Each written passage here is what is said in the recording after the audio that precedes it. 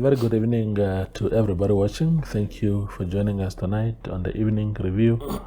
My name is Toivo Njebela. Tonight on the platform we are welcoming back a regular guest, that is Josef Kauandenge. He is leader of the Asoli Progressive Party, and he is here to discuss with us some of his recent pronouncements, public pronouncements on a variety of national issues. So it's a pleasure having you on the platform, Josie. Thank you very much. Yeah, wonderful. So let's start with Asoli. Last time I checked, you were trying to register what was then an association designed and tailor-made specifically for local authorities, but now it's called Asoli Progressive Party. Is it still an association, or is it a fully fledged political party now? Yeah, thank you, and my apology for the call coughing. Yeah. Yes, we have transitioned from being remember when we started as an association. Yeah. And then early this year, our members and leaders felt that, okay, we have to transition from a localized, venue-based association to a fully fledged political party. Okay. Yeah, so what people don't usually understand in terms of our law, the electoral law, is that you can stand up and start a political party, a name, and give it whatever name you want to give it. Yeah. But you only must register it for the purposes of elections. Yeah. So, because we obviously want to participate in election come 2029, we are now in that process as we speak. Yeah. To register it as a political party. No, wonderful. Yes. Yeah. So on over the weekend, you issued a statement where you said that you were commenting on the events that unfolded last week at the Namibia Airports Company, where the board was removed and one person from that board was retained.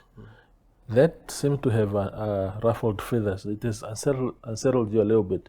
If you can tell us what is your discontent with well, that. Toivo, first and foremost, I must put it categorically very clear that we, as a political party, support the government drive to make sure that there is no wastage of public resources, that people that have made themselves guilty of corruption are brought to book. So we are on record applauding and saying it's time that action should be taken. However, we are sensing that the 8th administration, and it's not only the Minister of Works, you can go to the Minister of Urban Rural Development, you can go to the Minister of Justice. There is a sense of entitlement and blurred vision between what the minister's powers are and what the board's powers are. And this is where we are really having a serious problems to say, okay, a minister can stand up maybe and fire or dismiss an entire board. But then the question is it within his legal jurisdictions and power for him to be able to do that? Is he empowered by the legislation or the act to do that? If the answer is yes, then the question arises with the airports company to say, was there behind the scenes perhaps right of reply given to the dismissed board? Because in law you have the pattern, that the other side should be given the right to respond in out partem doctrine. But then if the minister have to fire the entire board, why was one person not fired? The current chairperson retained of the board, because we believe that if the board is not functioning, or the board should be removed for one or the other transaction, it should be the whole board. Yeah. Why is that you fire some and you retain some? Yeah. But this whole concept really of people being fired, dismissed, threatened, insulted, why it is becoming a standard norm within the 8th administration?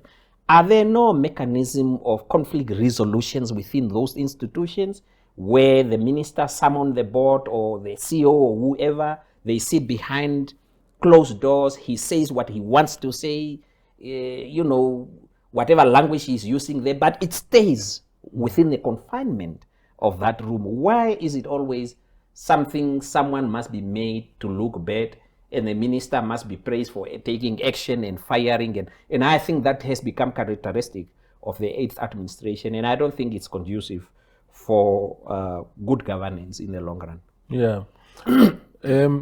One of the issues that the public also raised in the aftermath of the removal of that board is also that there's no clarity as to what led to this.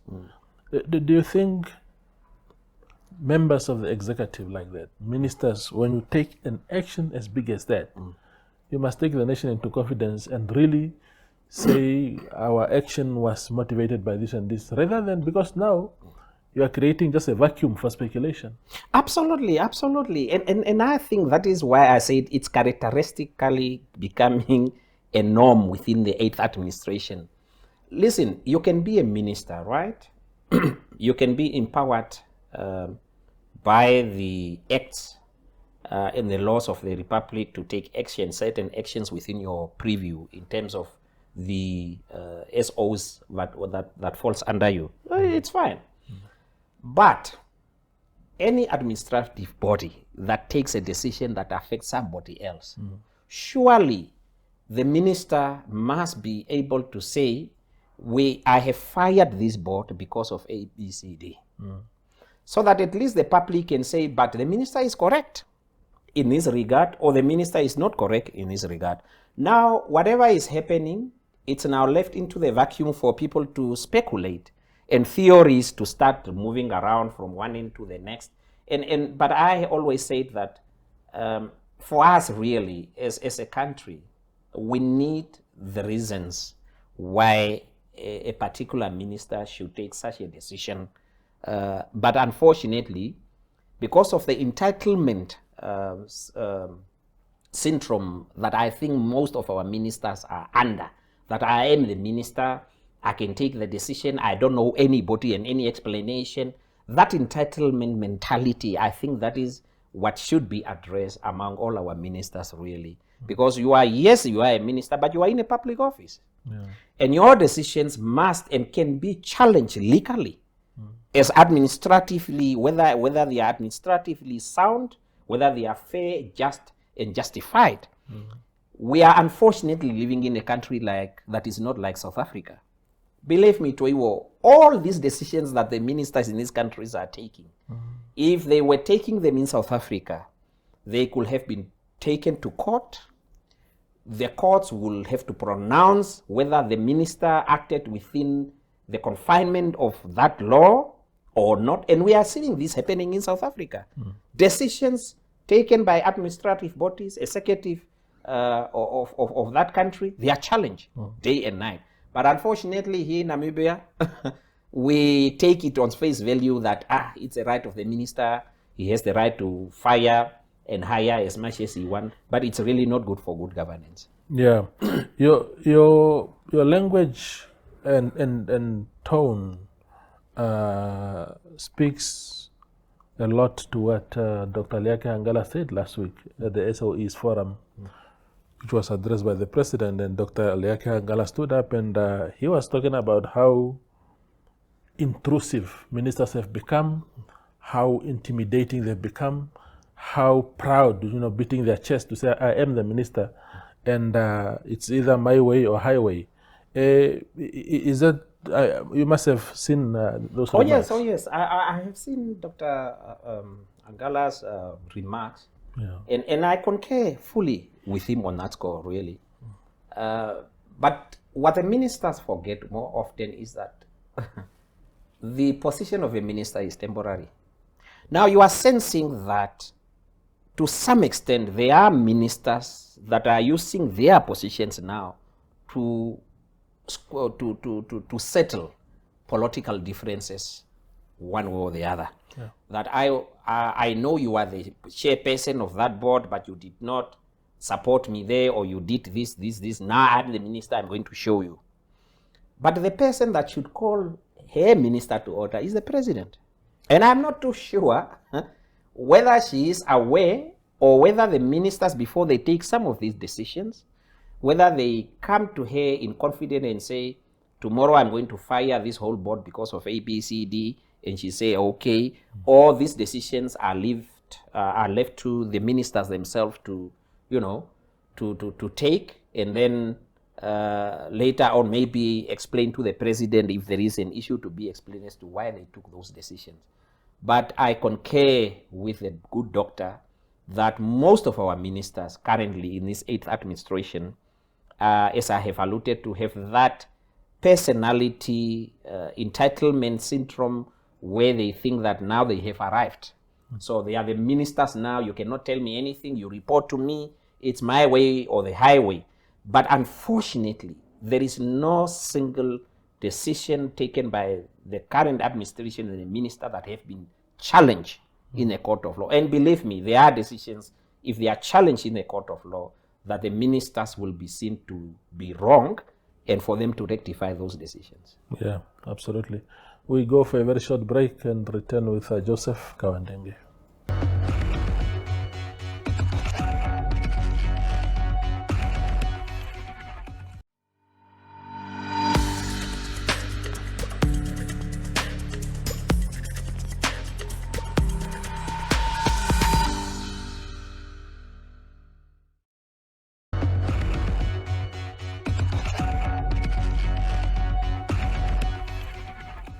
We are still talking to Josef Kauandenge here on the evening review. He is leader of Asoli Progressive Party. When in your introductory remarks, you spoke about the minister, of course, Veikko Nekundi, as the line minister with the NAC. But you also spoke about urban rural development and also the justice. What sins have Wise Emmanuel and James Sankwasa committed?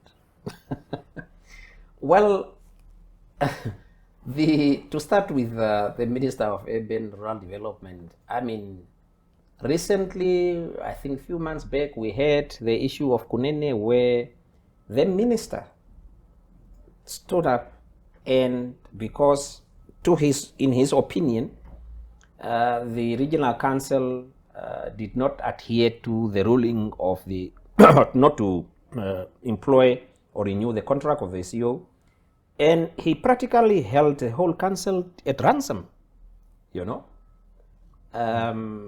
But then the question is, where does the power of the minister start and end, and where does the powers of the regional council starts and end? And I think there is a blurred vision there between the two in terms of what the minister can do and what he cannot do. Now, to do that, actually, in other jurisdictions, that could have been termed treason as well. And it was just unfortunate that the president did not say anything about that. If she did, maybe behind the scenes, but it was something that was uncalled for. The minister went further and castigated publicly the CEO of Hendy's Bay, that she is the worst CEO ever. I mean, you don't do that, as a leader. Even if a person is to be found wanting or whatever, there are ways and means how you can address those issues humanly as possible between you and the person directly. And there was also, issues like in Shuwarongo, and as far as the urban, rural and urban development minister is concerned, for me, he's the biggest culprit of all in terms of his public pronouncement, which sometimes brought us on gross misconduct, if one can put it like that. Yes. And Wise? Wise talked the other time about the issue of the labor what? These companies, APC. Labor hire, where he was on record to say they either stay or go, or we will make sure that you go. Then you find and ask yourself, but what is the minister saying? Yeah. Yes, it's a problem. But how should we address that problem? You can only address that problem with legislation. Yeah. And they are in parliament. He is the line minister. He can bring amendments to the acts that are there in order to regulate these labor hire companies in this country. And those are just some of the examples that one can think of the cuff. Well, what do you make of his interventions there at Social Security Commission? There are problems there. There are issues that somehow the executives and managers are paid too much, and while Social Security is giving very little to its members in terms of benefits. Pregnant woman gets something very, very tiny compared to her salary while she's away for 3 months, and she can't afford to pay for a house and her children's school, whatever. There's a standoff there at Social Security as we speak now, to the extent that there's an ED seconded from Wise Emmanuel's ministry, Mr. Ben Nangombe, to be the CEO in the interim. Your thoughts on that? Well, for one, I think the minister was correct.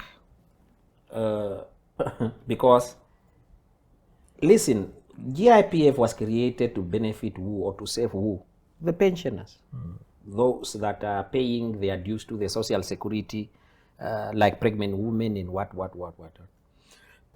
But if you look at the salary scales, really, you will wonder who is benefiting at the end of the day.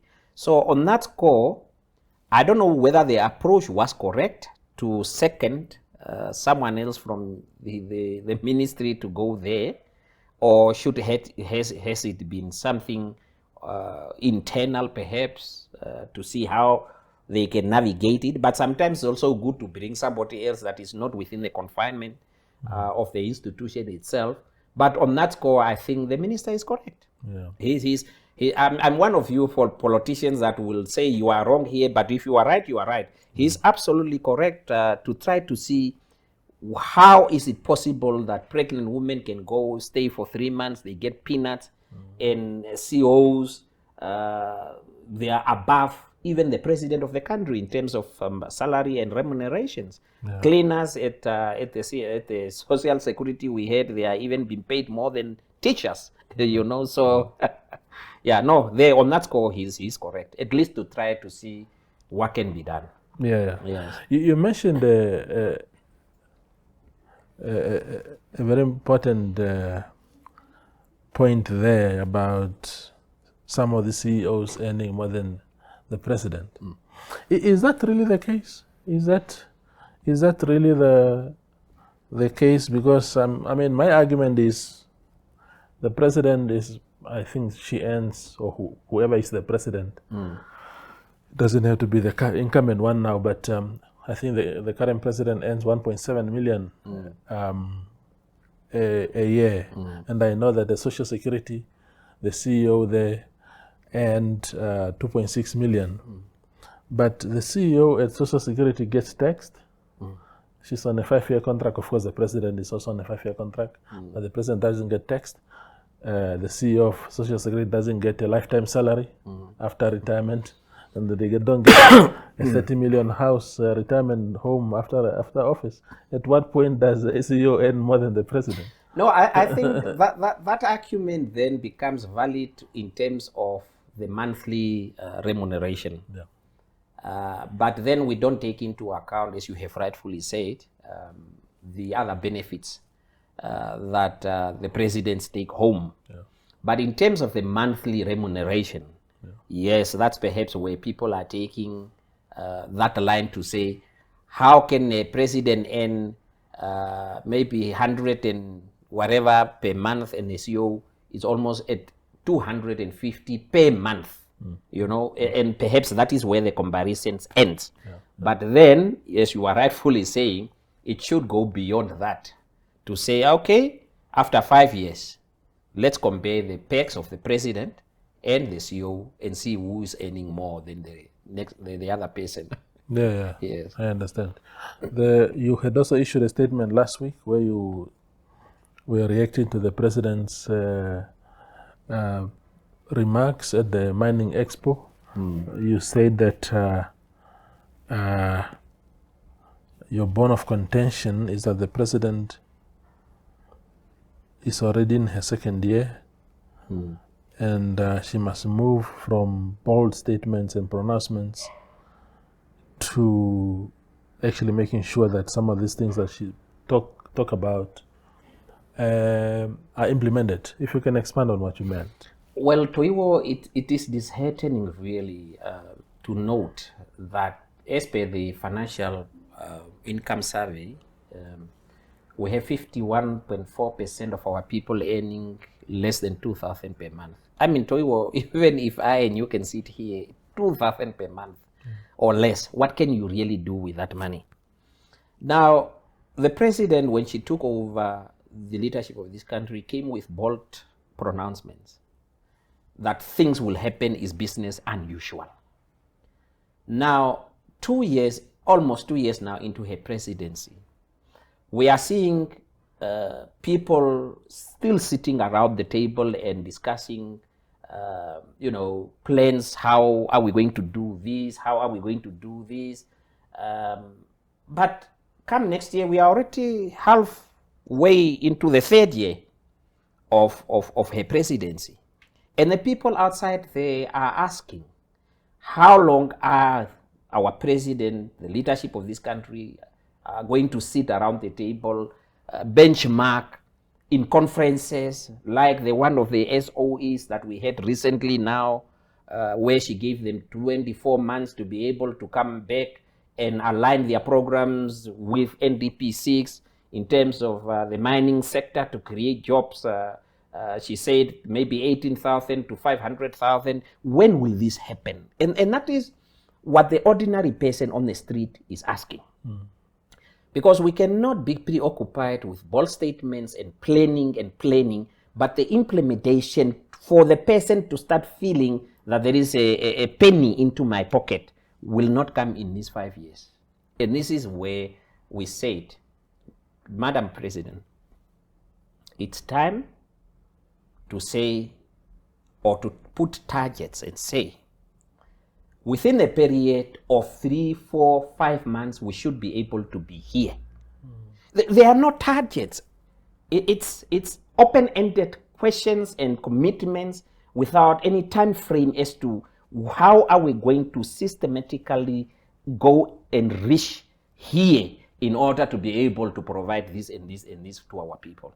So if you then leave it open-ended, 5 years will come and end, and we are still planning and sitting in boardrooms, and nothing has been implemented. Yeah. Yes. When do you, because if something backfires, but I understand, I mean, I agree with, in principle with your statement to say, look, we are too bogged down in conversations rather than the doing part. But I know, for example, that if you also, sorry, I'm also not feeling too well today. Yeah, but we also have a situation where if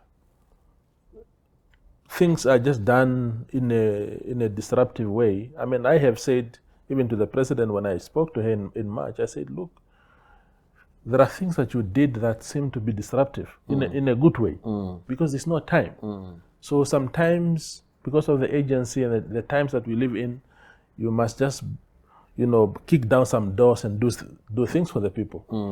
But the other side of the coin is people will start saying, yeah, but the procedures are not followed properly. Maybe people want to do things behind the doors to bring in their friends and whatnot. How do we strike that balance briefly? Well, that's why I said, in order to cover both sides, obviously you have to have short-term and long-term objectives in terms of planning when you plan, isn't it?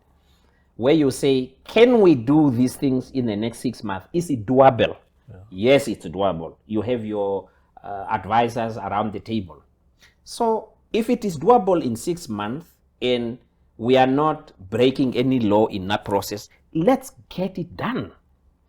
And then there are others that will say, no, that will take a process of this and this and this before we reach there.